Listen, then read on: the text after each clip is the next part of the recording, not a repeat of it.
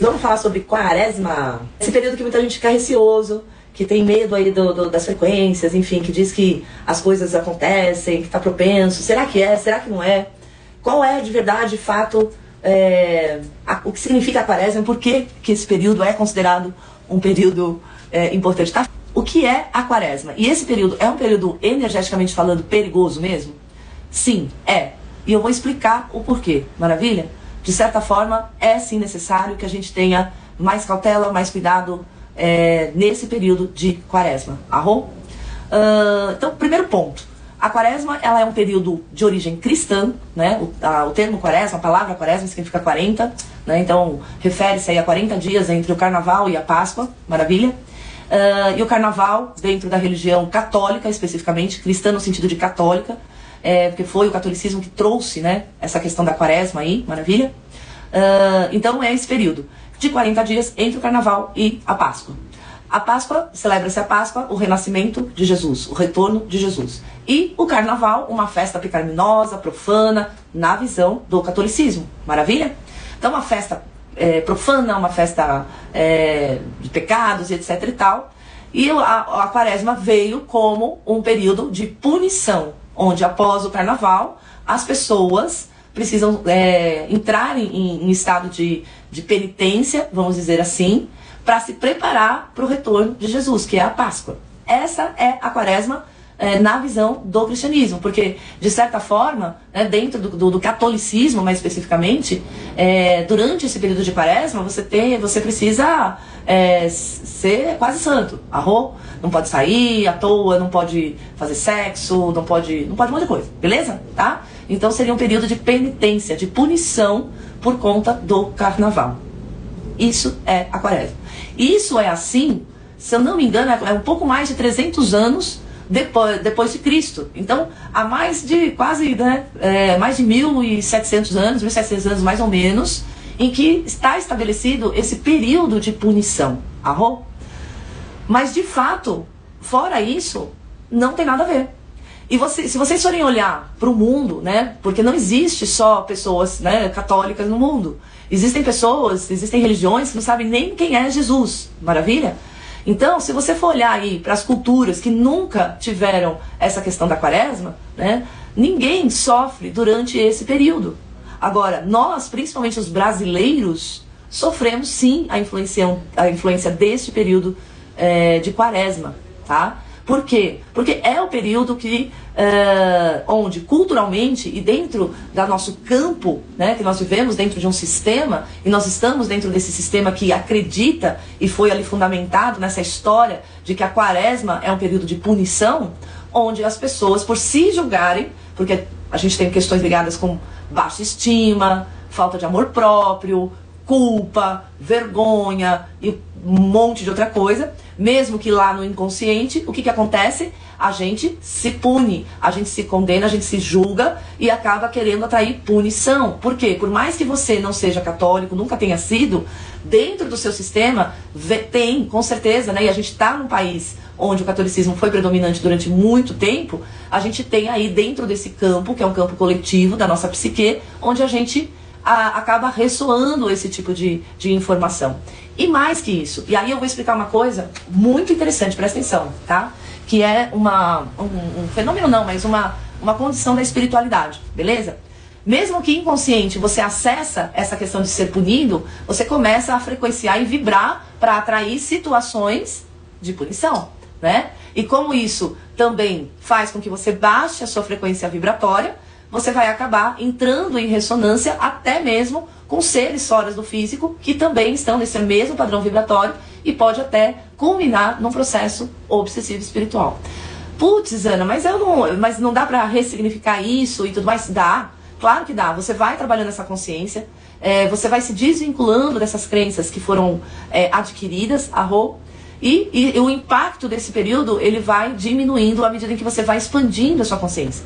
Por isso que é muito importante você trabalhar o seu autoconhecimento, o seu amor próprio, maravilha? Desmistificar algumas questões. Então, automaticamente, né, mesmo que você tenha a influência desse campo mental coletivo e do seu sistema e do nosso sistema, quando você não está aí num processo de auto-julgamento, autocondenação, você já não vai achar que você precisa dessa punição, arro? Então, consideravelmente, você vai afastar esse tipo de má influência, tá? Só que a gente tem altos e baixos, né? E muita gente sofre mesmo de baixa estima, muita gente fica na autocobrança de que poderia ter feito melhor, né? Quem nunca aí cometeu aí um erro, né? Às vezes até de conduta, de comportamento, e que até hoje, ou que tem ali uma tendência que está trabalhando, mas enfim. Então, esse processo de baixa estima, esse processo de amor próprio, de falta de amor próprio, é que faz a gente entrar nessa frequência desse inconsciente coletivo que acredita nesse período de punição, de penitência, de pagar os pecados. Arro? Se você, em alguma instância, entra nessa frequência, o que pode acontecer, e é isso que eu quero explicar para vocês, que é um fato e é muito comum, tá? Se você entra nessa frequência, mesmo que você não tenha aí muita crença, seja de berço, de convívio, ligado ao catolicismo, você acaba entrando em ressonância com todas as partes suas que viveram em outras vidas. É o que a gente chama de subpersonalidades, tá? Eu vou explicar direitinho pra você. Então, o que acontece?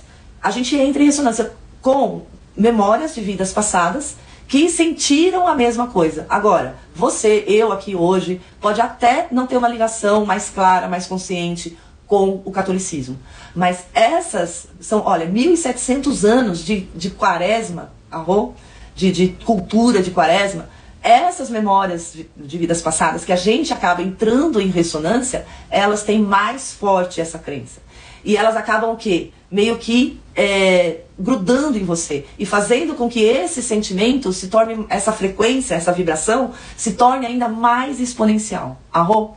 Isso é o que nós chamamos de processo auto-obsessivo. Que ele começa, esse processo auto-obsessivo começa da forma mais lógica possível. Você se auto-obsidiando com as suas autocobranças, com as suas crenças e etc e tal, beleza? E depois disso, o que vai acontecer? Essa auto-obsessão ressoa nessas subpersonalidades, que essas memórias de vidas passadas, que tinha a raiz ainda mais profunda com o catolicismo, e aí se torna um processo auto-obsessivo mais potente, que faz a frequência cair ainda mais e atrair, sim, às vezes, energias intrusas e entra no processo obsessivo espiritual, beleza? Eu tô falando tudo isso pra vocês, por quê? Pra justamente falar que não dá pra ignorar, você saber agora, conscientemente, que, em tese, esse período em si não deveria ser um período perigoso, energeticamente falando, maravilha? Não muda o fato de que no seu inconsciente essas coisas acabam sendo ativadas. Então, se você está percebendo que nesse período de 40 dias, tem gente que não vai perceber porque não está acionando isso, ou está ok com o seu autoconhecimento, com o seu amor próprio e etc e tal, beleza? Mas, se você está percebendo, caramba, está acontecendo um monte de problema nesse período, tô me sentindo mais cansado que o normal, não estou conseguindo dormir bem à noite, tá ficando doente, a imunidade está baixa. Se você está percebendo isso, cara, então é bem possível que você tenha entrado nesse processo auto-obsessivo ou até mesmo obsessivo espiritual. E aí é legal você procurar fazer alguma coisa que te auxilie nesse processo. Se eu estou me sentindo assim, e caso seja uma obsessão espiritual, primeiro precisa identificar, mas independente de identificar, não é necessário fazer movimentos, você pode participar de rituais com a ayahuasca, por exemplo, que vão te auxiliar, com certeza, como a Sara mesmo está falando que vai. Mas uma coisa que eu acredito profundamente na resolução desse tipo de coisa é a apometria. E vocês vão poder passar por apometria, gente, amanhã. Então, se vocês estão tendo algum sintoma aí ligado com tudo isso que eu falei, fica aqui, porque vocês vão poder passar por uma apometria amanhã. E mais, se você conhece alguém que está enfrentando esse período e está percebendo essas baixas frequências, você pode falar para essa pessoa fazer essa apometria também amanhã. Vai ser uma apometria coletiva, A apometria, gente, é um trabalho de desobsessão espiritual incrível. A apometria, ela foi assim, eu falo que foi meu pontapé final para eu entrar de vez na minha missão de vida, porque eu não acredito que ninguém caminhe fora da sua missão de vida. Então, meu pontapé inicial foi vir para esse mundo e respirar pela primeira vez, e meu pontapé final para eu entrar mesmo no meu caminho de vida foi a apometria, Inclusive, eu tenho tatuado nas minhas costas a apometria, porque ela é muito importante para mim. É um trabalho de desobsessão espiritual, e não só de desobsessão espiritual, mas principalmente, e através do qual se desdobraram várias técnicas de tratamentos energéticos quânticos, aplicadas por diversas pessoas, e vários nomes, enfim, muitos filamentos, tá? Então, gente, eu tô vindo aqui justamente para fazer esse convite para vocês. Amanhã, a Yaksha vai aplicar a apometria coletiva para todo mundo, e mais do que isso. Ela não vai só aplicar a apometria, ela vai ensinar vocês a fazerem alguns movimentos para autotratamento. Porque não é só na quaresma que a gente baixa a frequência e que às vezes a gente precisa dar um up. E como eu tenho recebido muitas mensagens de pessoas nesse período reclamando dessas coisas que eu trouxe, eu falei assim, vou bater um papo com a galera à noite, né? E vou então aproveitar esse trabalho da Yaya e indicar para vocês. É pela Pet Mercana, imagina, vai ser pelo Zoom. E é isso, eu queria bater esse bate-papo, dar essas informações, dar essa dica e deixar esse convite para vocês.